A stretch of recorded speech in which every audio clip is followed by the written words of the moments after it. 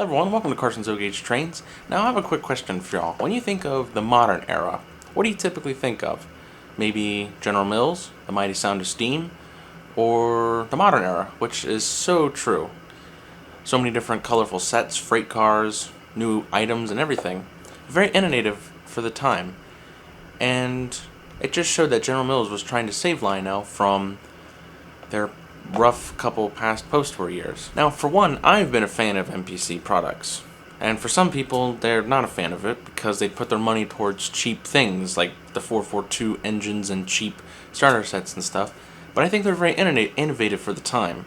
New high-cube box cars, the 3-tier auto rack cars, and just colorful sets in general.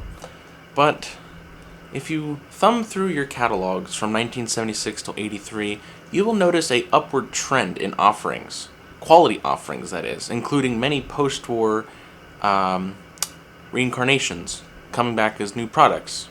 After reading an article about Lionel's era from 76 to 83, the main reason why they were introducing quality offerings in that time was a gentleman by the name of James Finley. James Finley pushed Lionel and its team to reintroduce many of the post-war classics we all know and love. He introduced back the J-Class FM Trainmasters, twin-motored F3s, and made the colorful passenger sets that we love about the MPC era, such as the Blue Comet, Southern Crescent, Chicago Elton, and Chessie Steam Special. Although all these wonderful trains were produced, the team was actually operating on a shoestring budget, and the models had to prove themselves over again and again to prove that they were worthy enough to stay in the line. The reason why I am telling you all this information is because this model here, the 8753 GG1, was actually the very first model that James Finley reproduced in the MPC era.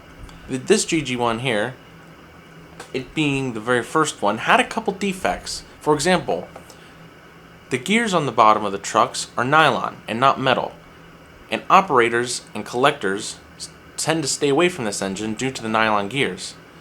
Also, I've heard that the cast and tooling is a little bit on the fuzzy side, a little bit. It's not clean and perfect. It's a little bit on the rough side, as they say. I don't think so. I think it looks good.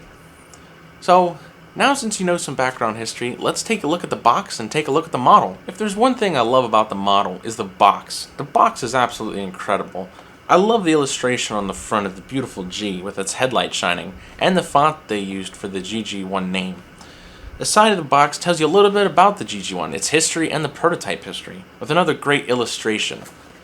The side of the box, it tells you what the GG1 includes, including 6.5 pounds of GG1 in the box, with a die-cast metal cab, 20 die-cast metal wheels, 12 power drivers, die-cast metal trucks, twin Pulmar motors, metal chassis, and magnet traction, one of the very first ones of the MPC era to have magnet traction.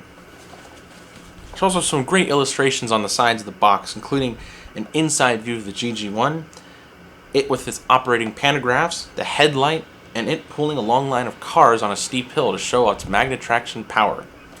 And on the back, it just shows you even more you can do with your Lionel empire, including cabooses, buying passenger cars, accessories, freight cars, and much more to add on to your railroad empire. On the inside of the box, the styrofoam looks clean, not used at all. That's because I bought this locomotive brand new in box. That's right, brand new in box. Hadn't been run since it was made in 1977. On the inside of the box, there's the original warranty card, GG1 manual,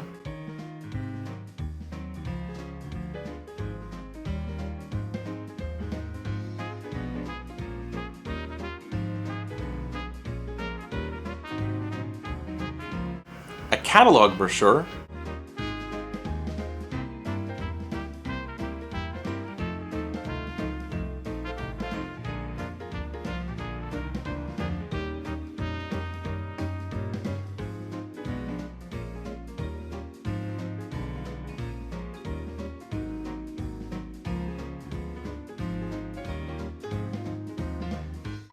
and the original invoice from the man who purchased it in 1977. It's amazing to see that on this rare instance, how much the locomotive cost back in the day. It cost $184, and it seems that he had a bit of credit on his account, so he got it for $174. Great deal, huh? That's pretty neat. A foam lid protects the precious contents of the GG1, and underneath the two little styrofoam squares holds the contents for the pantographs.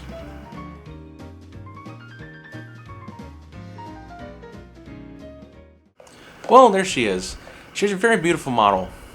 The striping is very crisp and clean, the decals look good, the numbering is great, the shell and tooling looks really, really good, and I think my favorite feature has to be the pantographs. Those pantographs are absolutely awesome. And I also love it that when you turn the headlights on, the little red marker lights light up. That's just the neatest feature ever.